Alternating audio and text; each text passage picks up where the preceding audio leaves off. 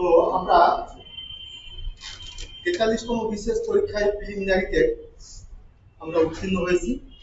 সে কারণে আমরা লিখিত পরীক্ষায় অংশগ্রহণ করার একটা সুযোগ পেয়েছি। এই সুযোগটা আমরা কাজে লাগাতে চাই, কেননা এটি এত বড় একটা সুযোগ। লিখিত পরীক্ষায় পাশ করার সাথে সাথে আমরা মৌখিক পরীক্ষাতে গিয়ে মোটামুটি ভাবে যদি আমরা ভাইবা বোর্ডটিকে সন্তুষ্ট করতে পারি, তাহলে এরপরে আমাদের একটা চাকরি নিশ্চিত হচ্ছে, সেটি ক্যাডার কিংবা নন ক্যাডার। কারণ আপনারা জানেন ভাইবা পাশ করে গভর্নমেন্ট একটা চাকরি দিচ্ছে। এখন প্রিলিমিনারি পরীক্ষায় পাশ করে লিখিত পরীক্ষায় যে সুযোগটি পাচ্ছেন, লিখিত পরীক্ষায় ইন্টারন্যাশনাল অ্যাফেয়ার্সে, আমি তো ইন্টারন্যাশনাল অ্যাফেয়ার্স পড়াবো, এখানে কত মাস থাকবে ইন্টারন্যাশনাল অ্যাফেয়ার্সে লিখিত পরীক্ষায়? 100 নম্বর। ইন্টারন্যাশনাল অ্যাফেয়ার্সে 100 নম্বর থাকবে। কিন্তু বিসিএস পরীক্ষায় চাকরি পাওয়ার জন্য লিখিত এবং ভাইবা এই দুটো নম্বর তো যোগ হবে, প্রিলিমিনারি নম্বর তো যোগ হবে। রিটেন টেস্টে টোটাল 900 নম্বরের পরীক্ষা দিতে হবে।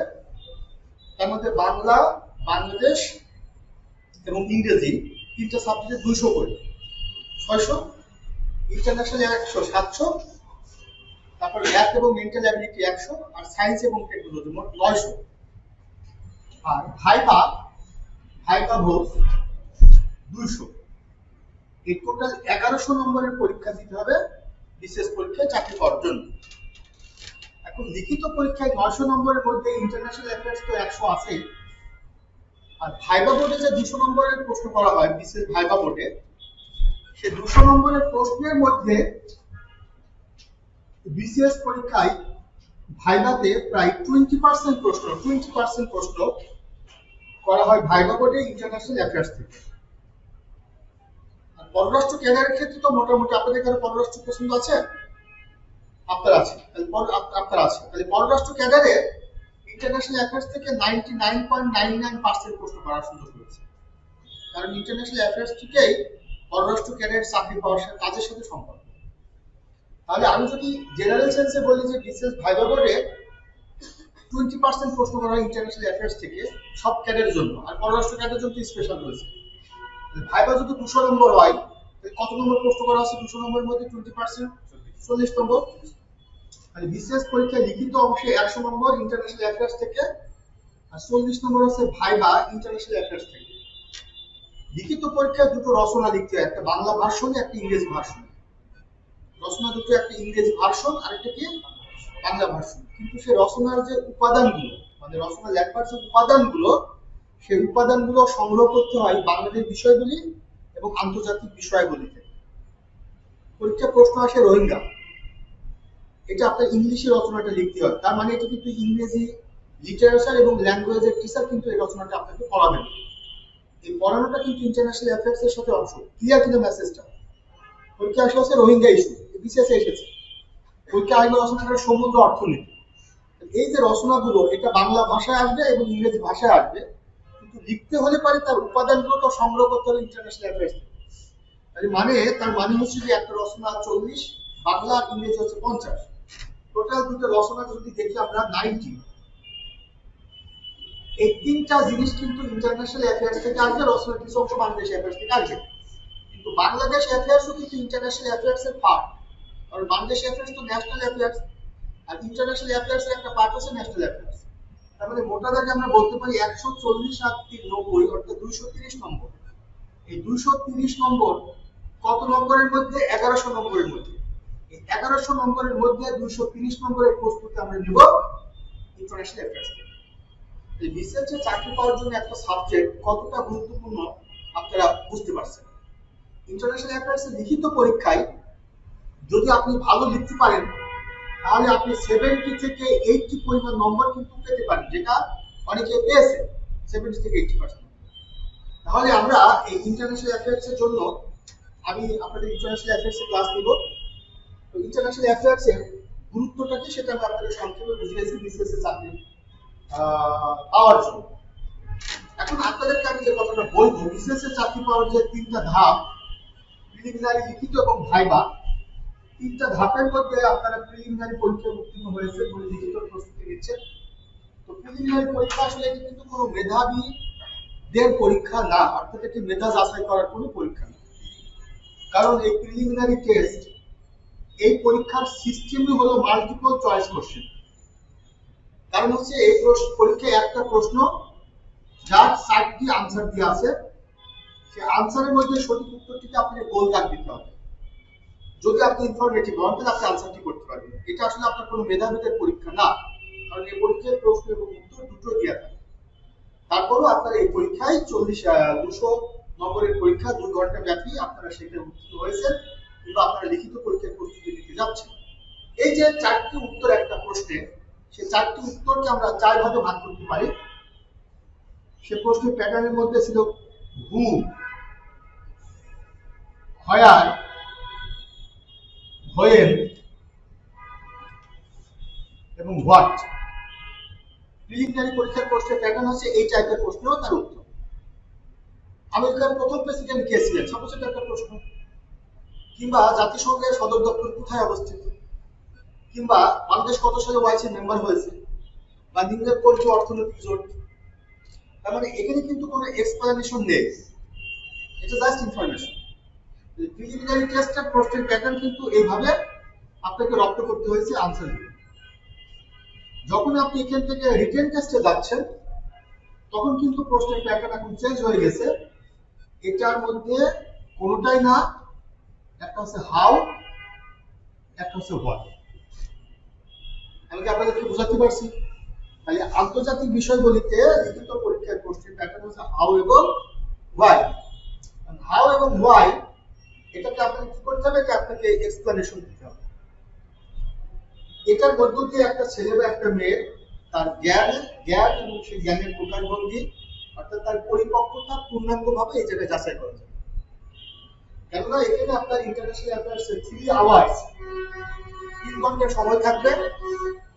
100 নম্বরের পরীক্ষা, 3 ক্যাটাগরির প্রশ্ন আপনাকে লিখতে হবে। একটু পরে আমি একটা ব্যাখ্যা দিয়ে দিচ্ছি। আমরা প্রস্তুতি নেওয়ার জন্য বা আমরা পরীক্ষায় লেখার সময় আমাদেরকে অন্যদের তুলনায় একটু ব্যতিক্রম ভাবতে হবে, এছাড়া কিন্তু আপনি আপনার জায়গায় পৌঁছতে পারবেন না। কারণ বিশেষ পরীক্ষায় আলটিমেটলি আবেদন করে 5 লাখ, প্রিলিমিনারিতে পাস, মানে পিএসসি প্রিলিমিনারিতে পাস করা এবার তো 15,000 সামথিং পাস করাছে, তো প্লাস মাইনাস 15,000 অর্থাৎ 20,000 কাছাকাছি।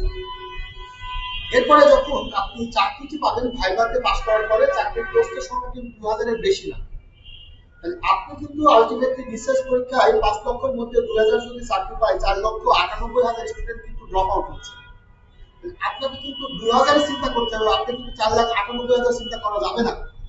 তাহলে আপনার ভাবনা, আপনার প্রস্তুতি, আপনার দৃষ্টিভঙ্গি অন্যদের তুলনায় একটু কি হতে হবে, ইউনিক হতে হবে। তাহলে আমি যে প্রস্তুতিটা নিচ্ছি সেই প্রস্তুতির জন্য আমাকে মনে রাখতে হবে লিখিত পরীক্ষার প্রশ্ন প্যাটার্ন হাউ এবং হোয়াই। এখন হাউ এবং হোয়াই এর আনসার যারা লিখবে, সেই আনসার কতটুকু লিখতে পারে সর্বোচ্চ নম্বর পাবে, দুটো জিনিস, একটা হচ্ছে ম্যাসিউরিটি এবং একটা হচ্ছে ইনম্যাসিউরিটি। ম্যাসিউরিটি এবং ইনম্যাসিউরিটি দুটোর মধ্যে তফাৎ কোন জায়গায়, পার্থক্য কোন জায়গায়? অল্প কথায় বেশি মেসেজ দেওয়া, এটাকে বলে ম্যাসিউরিটি। আর ঠিক এর অপোজিট, অনেক কথা লিখলাম বললাম কিন্তু মেসেজ গেল কম, এটাকে কি বলে? ইনম্যাসিউরিটি। তো বিশেষ পরীক্ষায় তো সবাই ইউনিভার্সিটি গ্রাজুয়েট, কারণ কোরিয়ার অনার্স তাহলে তো বিশেষ পরীক্ষায় পার্টিসিপেট করতে পারে না। কোরিয়ার অনার্স মানে মাস্টার্স না থাকলে কোনো সমস্যা নেই, এটা হচ্ছে বাংলাদেশের সর্বোচ্চ শিক্ষা স্তর।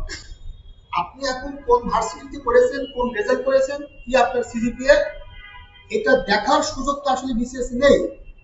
আপনি প্রিলিমিনারি পরীক্ষায় মানে বিশেষ পরীক্ষায় অংশগ্রহণ করার যোগ্যতা আপনার আছে বলে আপনি পরীক্ষা দিতে পেরেছেন। কারণ বিসিএস এর সিলেবাসের আঙ্গিকে আপনার পরীক্ষা হবে, সেই সিলেবাসের আঙ্গিকে আপনাকে উত্তর লিখতে হবে। এখন এই জায়গাটা হচ্ছে হাউ এবং হোয়াই। আর যখন আপনি লিখিত পরীক্ষা পাস করে ভাইভাতে যাবেন, তখন ভাইভাতে কোনো পরীক্ষা আপনার হবে না, না হবে এমসিকিউ পদ্ধতিতে বৃত্ত ভরা, না হবে রাইটিং পদ্ধতিতে লেখা। তখন সেই পরীক্ষাটা হয়ে যাবে হচ্ছে ভাইভা বোধ, সেটা হচ্ছে মুখ দিয়ে বলা, অর্থাৎ যেটাকে আমরা বলি ওরাল টেস্ট। ভাইভাটা হবে কিভাবে? ওরাল টেস্ট, অর্থাৎ প্রিলিমিনারি লিখিততে যা আপনি করেছেন আর আপনার যে আদর্শ সেগুলো আপনাকে ভাইভা বলে প্রকাশ করতে হবে। আমরা এটা নিয়েও চিন্তা করছি না, আমরা এটা নিয়েও চিন্তা করছি না, আমরা চিন্তা করতেছি হচ্ছে রিটেন টেস্ট নিয়ে। এবং আমি যেহেতু আপনাদেরকে আমি মিলন স্যার আমি আপনাদের ইন্টারন্যাশনাল অ্যাফেয়ার্সটা পড়াবো, ইন্টারন্যাশনাল অ্যাফেয়ার্স সম্পর্কে আপনারা পিএসসির যে সিলেবাস, সেই সিলেবাসটাকে আপনারা সবাই পড়েছেন? পড়েছেন, ভেরি গুড। পিএসসির সিলেবাসের মধ্যে বলা হয়েছে যে ইন্টারন্যাশনাল অ্যাফেয়ার্সে 3 জাতীয় প্রশ্ন হয়। সেই 3 জাতীয় প্রশ্নের মধ্যে একটা প্রশ্ন হচ্ছে সংক্ষিপ্ত প্রশ্নের উত্তর হিসেবে কিংবা সেটা টিকা আকারে আসবে।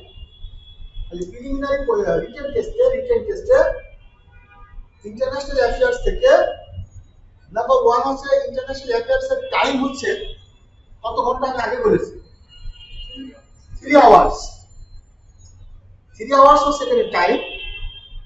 3 আওয়ার্স কে আমরা যদি মিনিটে কনভার্ট করি তাহলে এটা হবে 180 মিনিট। আর এখানে কোশ্চেন হবে 3 ধরনের কোশ্চেন। একটা হচ্ছে শর্ট কোশ্চেন বা শর্ট নোট, যাকে বলে টিকা। আর আরেকটা হচ্ছে যে ব্রড কোশ্চেন, যাকে আমরা বলবো ব্রড কোশ্চেন মানে বড় প্রশ্ন, সে বড় প্রশ্ন হবে। আর আরেকটা হচ্ছে যে প্রবলেম সলভিং, এটাও কিন্তু আলটিমেটলি ব্রড কোশ্চেন। এটা ব্রড কোশ্চেন, তবে এটা হচ্ছে অ্যানালাইটিক্যাল টাইপের কোশ্চেন। তাহলে আমি একটু ক্লিয়ার করি, একটা হচ্ছে শর্ট কোশ্চেন বা শর্ট নোট মানে সংক্ষিপ্ত প্রশ্ন বা টিকা। এটা কত নম্বরের হবে? এটা হচ্ছে 10টি প্রশ্ন 4 করে কত নম্বর হবে? 40 নম্বরের। আর এখানে ব্রড কোশ্চেন বা যেটা অ্যানালাইটিক্যাল টাইপের কোশ্চেন, সেটা হচ্ছে এখানে আপনার 3টা প্রশ্ন 15 করে 45 নম্বর। আর এটা প্রবলেম সলভিং, এটা যেমন অ্যানালাইটিক্যাল, এটা হচ্ছে অ্যানালাইটিক্যাল প্রশ্ন, এটা প্রবলেম সলভিং। আর এটা হচ্ছে শর্ট নোট বা শর্ট কোশ্চেন, এটা হচ্ছে প্রবলেম সলভিং বা ব্রড কোশ্চেন। এটা ব্রড কোশ্চেন আকারে। এখানে একটা প্রশ্ন 15 নম্বর, তার মানে এখানে হচ্ছে 100 মার্কস। এই 3 টাইপের প্রশ্ন আপনার পরীক্ষা।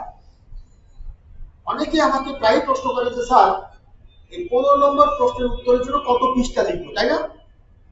আর 4 নম্বরের প্রশ্নের জন্য আমরা কত পৃষ্ঠা লিখবো। এখন কত পৃষ্ঠা আপনি লিখবেন এটা নির্ভর করবে 180 মিনিটের মধ্যে আপনি কত পৃষ্ঠা লিখতে পারেন, তাই না ভাই? 180 মিনিটের বেশি তো আপনি সময় পাচ্ছেন না। এবং 180 মিনিট আমরা কোন জায়গায় কতটুকু সময় ধরে লিখবো একটু খেয়াল করেন।